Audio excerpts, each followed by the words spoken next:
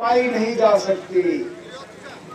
ये जो पीडीपी के हमारे उम्मीदवार हैं, जो जगह जगह जाके आज नेशनल कॉन्फ्रेंस को निशाना बना रही है, मैं भी अपनी जगह सवाल कर रहा था कि आखिरकार अगर हमारा असली दुश्मन जो है, अगर हमारा असली मुखालिफ, अगर जम्मू कश्मीर में तबाही लाने वाले बीजेपी हैं, तो महबूबा जी ज्यादा बीजेपी को निशाना क्यों नहीं बना रही है, ज्यादा नेशनल कॉन्फ्रेंस को निशाना क्यों नहीं बना रही है?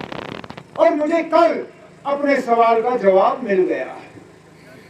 हैरान हुआ नहीं, वैसे इतना भी हैरान नहीं हुआ क्योंकि हमें मालूम था अंदर अंदर से क्या पक रहा है, लेकिन तब भी मुझे पता नहीं था कि ये बात खुल के सामने आ जाएगी।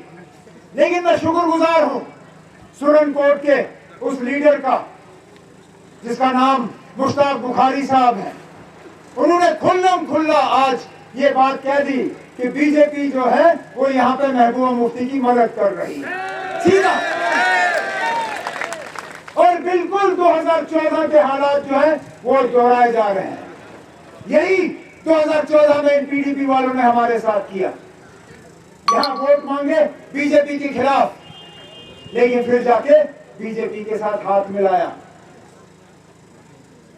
हकीकत सामने आई।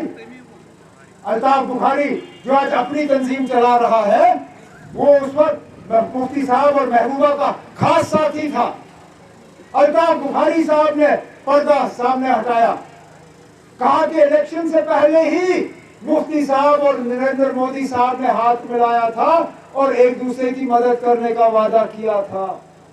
आज 2024 10 साल बाद इन लोगों का रिश्ता जो है वैसे का वैसा ही है। और ये मैं नहीं कह रहा हूं, ये बीजेपी का बड़ा सीनियर लीडर मुश्ताक बुखारी साहब कह रहा है।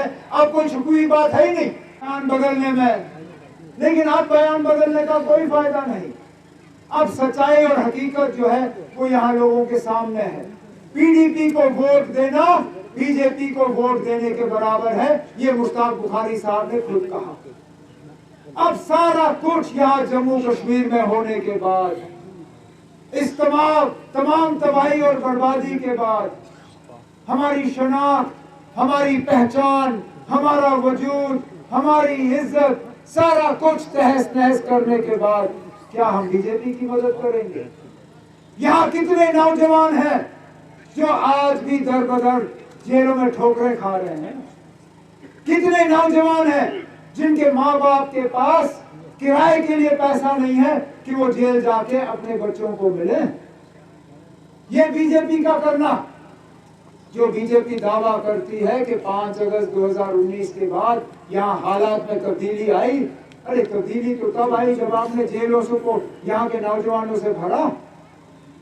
लेकिन इंशाअल्लाह इस इलेक्शन के बाद एक दूसरा इलेक्शन आना है।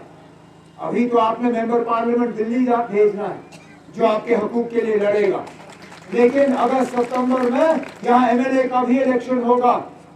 आपने एमएलए बनाना है, मिनिस्टर बनाना है, आपने यहाँ वजीर आला बनाना है। मैं आप लोगों को यकीन दिलाता हूँ कि एक एक नौजवान जो जेल में है उनको हम केस रिव्यू करके रिहा करने का काम करेंगे।